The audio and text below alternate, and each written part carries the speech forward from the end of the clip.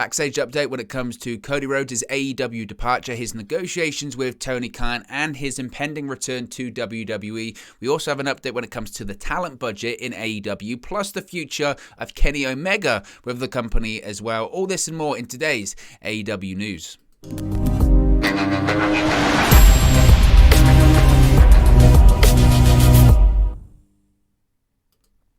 Hey guys, welcome back to Wrestling News 365. Hope everyone is doing very well. So of course, we've got to continue talking about Cody Rhodes. I know we spoke about Cody Rhodes in the WWE news video we did earlier today, but we have to continue talking about Cody because he's the biggest story right now in both the worlds of WWE and AEW as well. Now, the video earlier today spoke about Cody Rhodes from a WWE perspective. Vince McMahon's upcoming big plans when it comes to Cody Rhodes, his return to the company, WrestleMania, opponents, etc.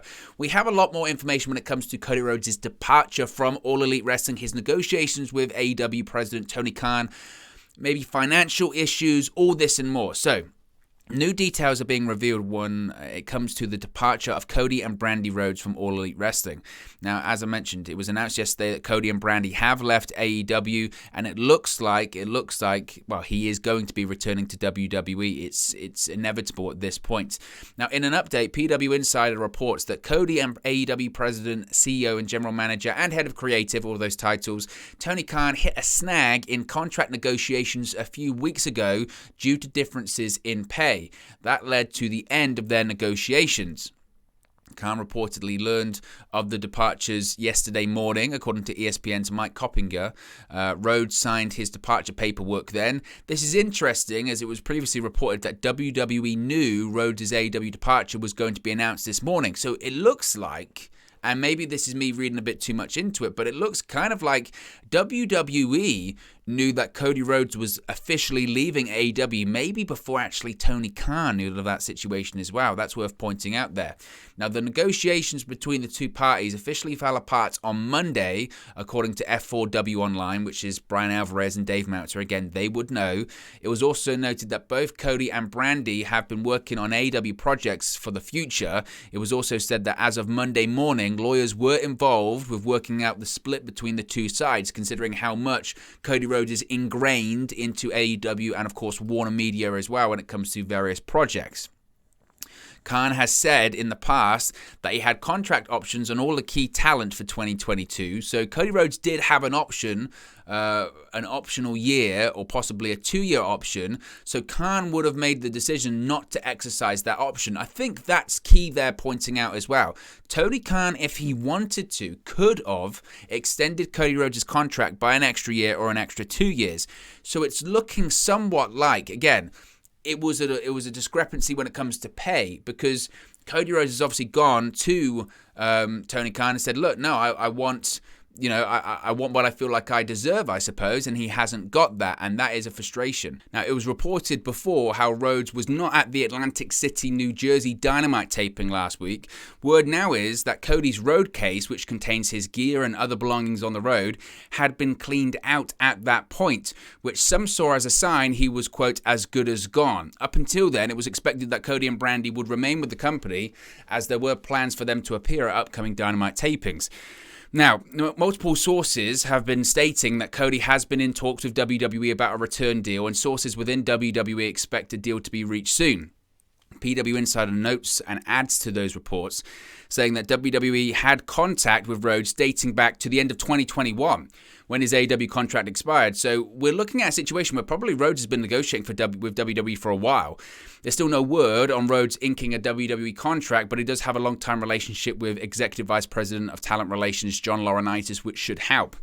There is said to be a feeling of excitement among some people who work in WWE about potential Cody Rhodes return as an in-ring talent, while others have noted that from a strategic standpoint, Rhodes would be the first AEW talent to jump to WWE and would also have intimate knowledge of how AEW is run due to his previous position as an executive vice president. That's probably, one would assume, where the lawyers come into it. What kind of things can Cody Rhodes say to those in charge in WWE, confidentiality, etc.? That's where the lawyers get involved. But ultimately, look, it's very difficult for AEW to stop Cody Rhodes saying things when they're not in the room. So who knows what he will divulge to WWE, if anything at all. Now, one WWE source believed Rhodes could be at the WWE Performance Center as early as the weekend to prepare for a return, but as noted, nothing is official at the time right now. In regards to speculation on Rhodes' departure changing the way AEW is run, PW Insider reports that not much will change, if anything at all. There are some who were very down earlier on in the day when the departure was announced, as Rhodes was someone who made time for everyone and did take on the role of a mentor behind the scenes with several talents, not just his Nightmare Academy associates and students. Cody will remain on at the Nightmare Factory School, which again is interesting considering that's essentially a feeder and training territory for All Elite Wrestling. As I mentioned yesterday, Amanda Huber will be taking over AEW's Community Outreach Division. She's been working in the department since AEW hired her last year, but Rhodes has been deeply involved in that as well. There isn't much of an update right now when it comes to how Warner Media executives feel about Cody Rhodes' departure from the company. It was noted that the Rhodes to the Top reality series would not be moving forward with a second season for obvious reasons. There's still no word yet on if Rhodes is going to be, if he is contractually obliged to appear on TBS's Go Big Show, if it's picked up for a third season. We don't know. But it's a very interesting situation. Now, when it comes to why Cody Rhodes left WWE when he left AEW, reportedly it looks to be like a financial reason. Regarding Cody and Brandy leaving AEW, word as of last Friday was that Cody wanted a big money deal, but several within the company didn't think that a new deal was going to happen. This is according to Fightful Select. It was noted that Cody and Brandy have not been as connected to the locker room in recent years since AEW was first launched, which is interesting, of course, considering that, you know, you've also got PW Insider saying that he made a lot of time for people backstage as well. Now, as I mentioned, it's believed that he is going to be returning to WWE soon, but it looks to be, again, a financial call in the sense that something's had to have happened there, right? Again, because he's such a fundamental pillar of that company, a cornerstone, a founding member, an EVP, whatever you want to call him. He was influential and he was so tied in with the company when it comes to the Nightmare Factory and Warner Media, etc. Tony Khan did have options for a 1 year or 2 years, and he decided not to take them, I guess out of respect for Cody, when Cody's saying, look, my contract's up, I feel like I'm worth this, and Tony Khan has either said, I disagree, or we can't give you what you're looking for right now. And because of that, Cody Rhodes has said, well, I know that WWE would be willing to pay me a lot of money, maybe not so much because I'm Cody Rhodes, maybe not so much because they see me as a giant main event level talent, but they see me as someone who is an AEW executive vice president. And as we just spoke about, being one of the first people to jump from AEW to WWE, it's not just like it's a mid-card person. We spoke about this before. Like, oh, who would be one of those people that jumps? Would it be someone like Brian Cage? Would it be someone like that? I don't think anyone thought it was going to be Cody Rhodes. Nobody thought it was going to be Cody Rhodes. And it's a really big deal. It's a massive deal. And WWE might feel like they're paying for, I don't know if it's necessarily insider information, because I don't think, or I'd like to think that Cody Rhodes wouldn't do that. But certainly they're paying for, you know, the buzz that will come with Cody Rhodes. Now, how long that buzz will last, how they'll book him, what storylines he'll be involved in, we don't know. And as I spoke about earlier in today's WWE news video, I'm absolutely fascinated to see how they do and where they go with it. Truly, I am. But it looks to be a monetary issue. It looks to be a situation of Cody saying, I feel like I'm worth this. Tony Khan says, I disagree. I think you're worth this. I could extend your contract. I could pick up the option of a year or 2 years on your contract, but I respect you enough to say that if you're not happy here or you're not happy with what you're getting paid, I'll let you go, or we won't come to terms. The issue is just as I mentioned, that there is so much, that company and Cody Rhodes are so interwoven when it comes to everything he's been involved in. It's a bit of a difficult one to unpick. Now, Brandy Rhodes has also issued a statement on the departure as well, because of course she is going with Cody. Now, as far as Brandy Rhodes going to WWE, there's obviously a feeling and an inevitability that Cody Rhodes is going to head to WWE, even though nothing's signed right now. He's going there. It's not so certain when it comes to Brandy Rhodes, but this is what she has said, quote, a heartfelt thank you to every fan that has supported me in AEW. It was an honor to be the company's first chief brand officer. The thank you list is long, so I'll try not to wander. Thank you to Culture City, Special Olympics Illinois and the American Heart Association for allowing me to cultivate these amazing partnerships.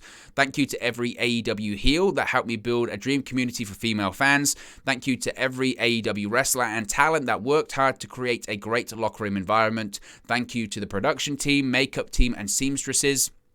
Thank you to Dustin, QT, Jerry Lynn, and Leva Bates for every ounce of energy, help, and encouragement you provided. Thank you to my husband for being that constant rock and partner every single day. Thank you to TNT, TBS, and Warner Media for treating my family like your family. Thank you to Tony Khan for giving me this opportunity and platform. I move forward with my daughter and this quote in mind: we must take our time to define our own path. Too quickly, we can find the world defining it for us. Also, I'll see you on the flippity flop. That was a Michael Scott reference from The Office. So it's a crazy one. I mean, so many times we've spoken about, haven't we, over the course of the last sort of 12 months or so.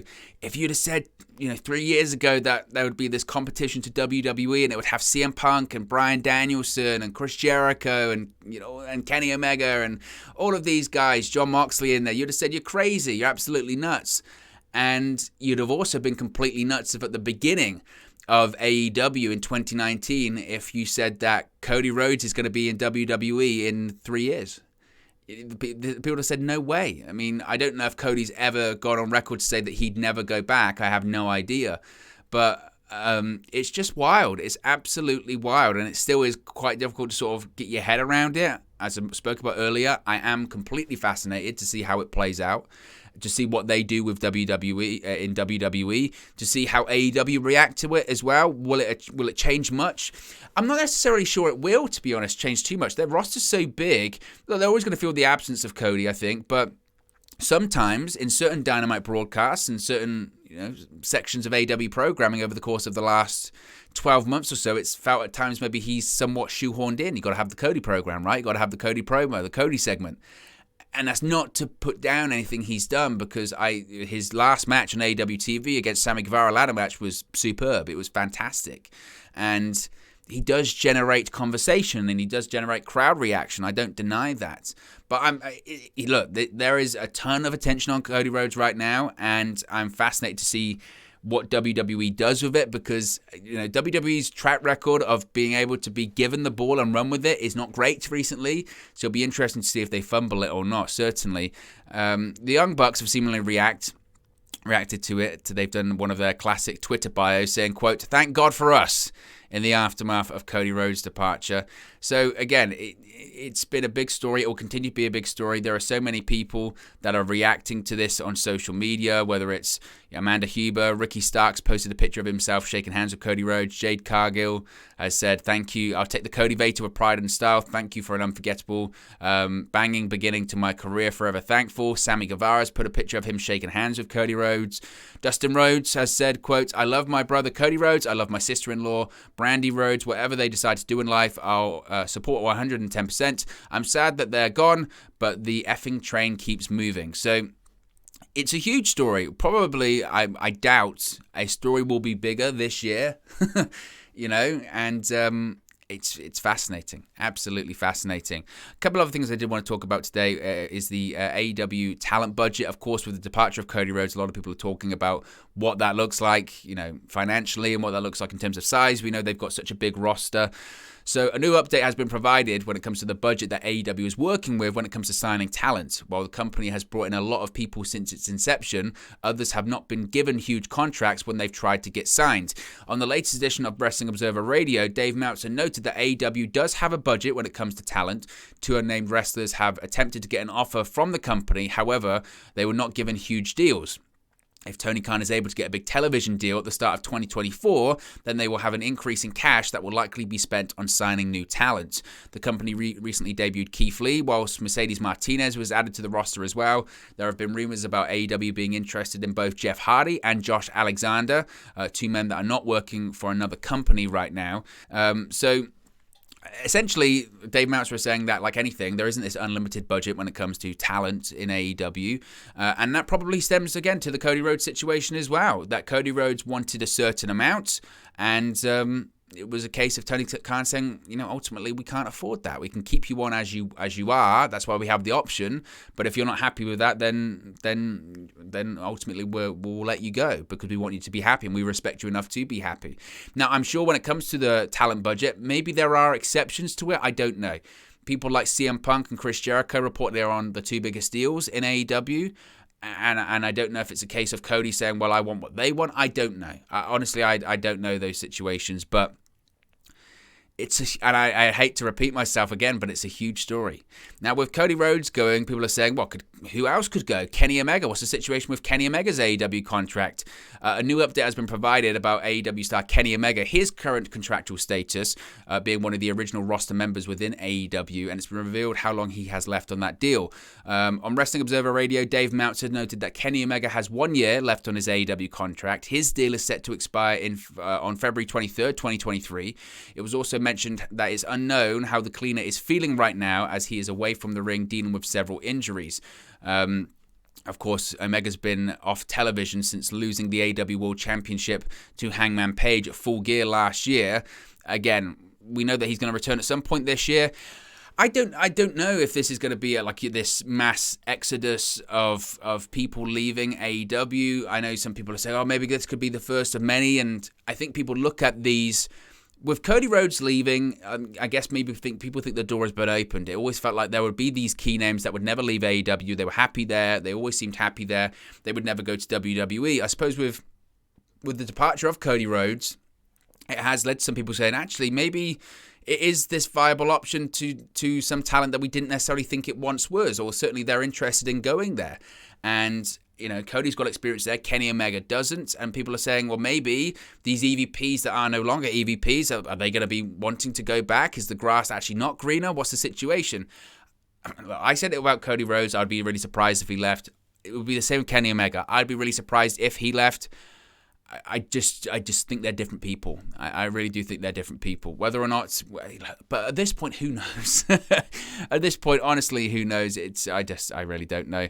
When it comes to Chris Jericho as well, this is another note about contract extensions. Jericho actually had they had an option on his contract as well. The company signed him to a 2-year contract extension back in January. So Jericho's deal runs until 2024. So it doesn't look like Jericho's going anywhere anytime soon. Omega's at least locked in for another year, so that's really the situation there.